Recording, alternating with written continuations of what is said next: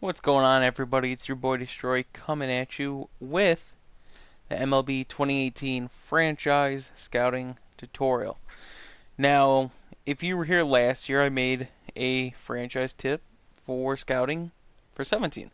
This year's 18, and there's a little bit different between 17 and 18. Not that much. As far as scouting goes, it's pretty much the same thing. So we're going to start you off. Look, beginning of the season, prove it. Look, first day, okay? So first things first, what you always need to do is you need to go to your scout contracts. You want to buy the 4 most expensive scouts because those are typically the best scouts. Even though, where you see scouts like him who have pretty high, but they have one low, just try to get the most balanced scouts that you can get.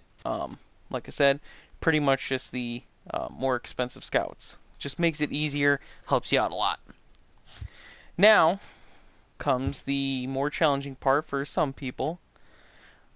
Now you're at the scouting screen, and this is where some of the trouble comes up.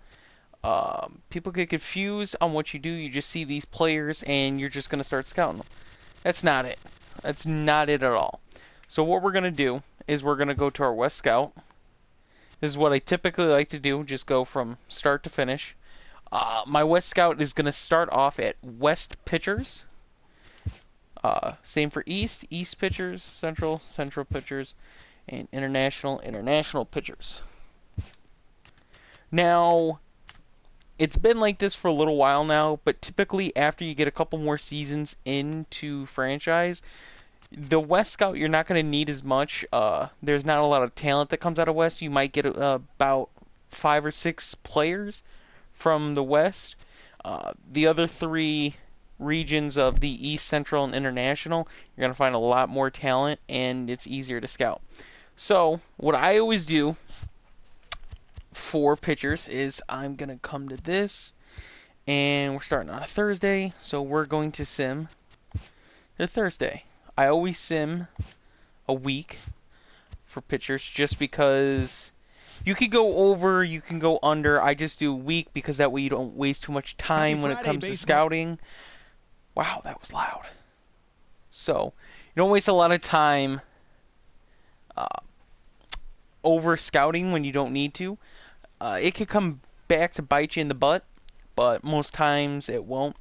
So, as you could see, I'm going to sort, and whenever you see these little red indicators, that means they're brand new.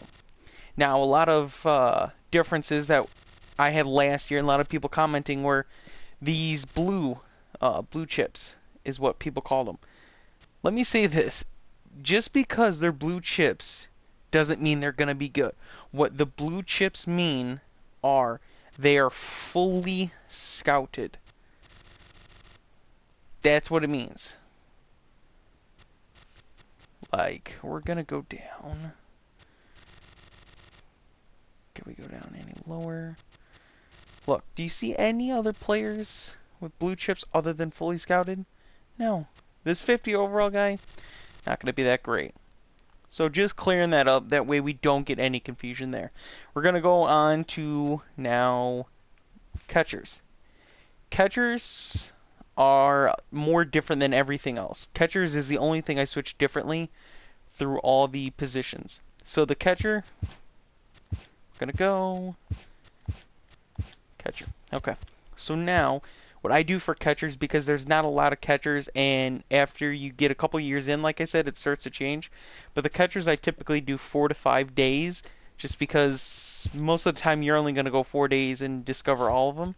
So we're going to go to scouting, and boom. One of my scouts is already done with catchers. There's no other catchers to scout in that region. So we're done with him. So now we're going to go back to normal. We're going to go to infield on all of them. And we are going to sim a week. Boom.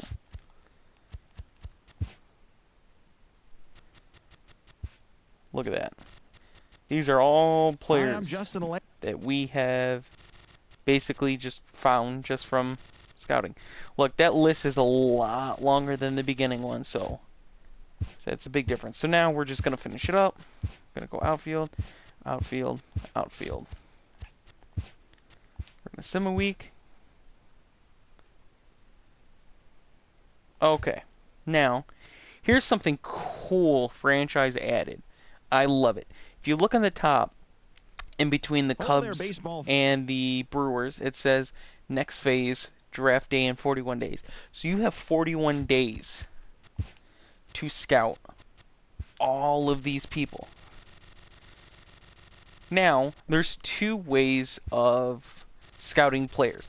So we already found all the talent. So we didn't find every player. It's pretty hard to find every player and scout as much as you want.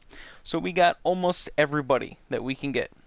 So there's two ways of scouting. There's going for guys like these. These guys are very, very, very hard to find.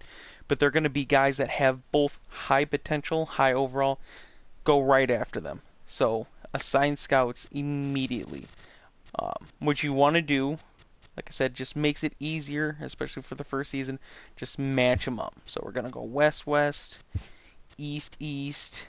Going to find a central player, scout him, and we'll put an international scout with an international player.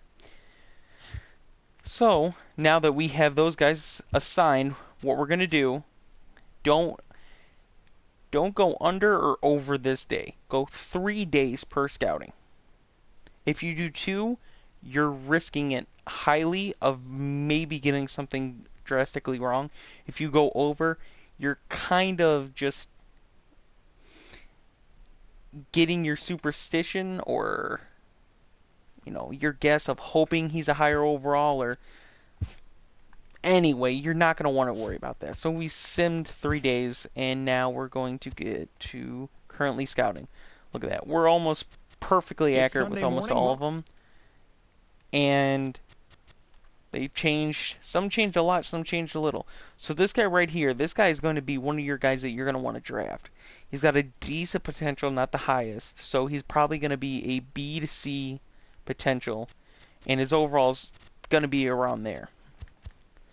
So like I said, there's 2 ways of scouting now. Now that we've done the example for the high overalls and high potential. So now, these high overall guys, you're going to see guys like this that have a high overall but low potential. What that means is more than likely they're going to come into the draft and they're going to have those 70 overalls, but their potentials are going to be very low.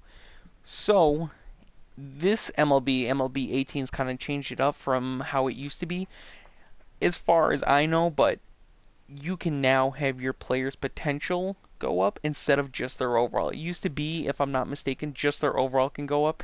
Their potential really wouldn't change. But now it can really change. It can go higher, it can go low, very easy. The other thing is the high potential. Now, MLB has also perfected this, in my opinion. So, say we get a guy like this. He's going to be a project. He's 18 years old, high potential, but he's got a low overall. So, if we scout him and he's got basically the same thing, an 80 or 60, it might go up, might go down. More than likely it'll go down, but that's just the overall. So he's going to come out of the draft. He's going to have anywhere from, I do believe it's an 80 to a 99. Still, those players are going to have a good potential, and their overall is going to go up. But they're going to take a couple years. This MLB ETA, actually, it's pretty accurate. You're going to get that guy, and he's not going to be ready until 2021 or 2022, somewhere around there, unless he's playing really good. And that happens sometimes. You can call him up early. But they got it pretty good to where that's around when they're going to be fully ready to play for you. So, we're just going to do this, guys, and we're just going to sim to draft day. I'm just going to show you guys the example of when you're done drafting.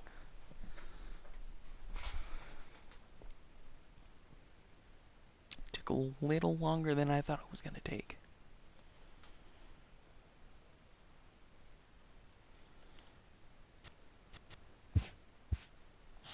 So we're going to sim, and boom.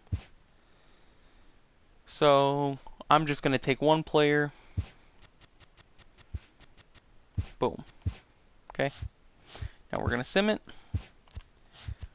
We're going to go to sign draft pick, and this is the guy we scouted. See, this guy is going to be a stud.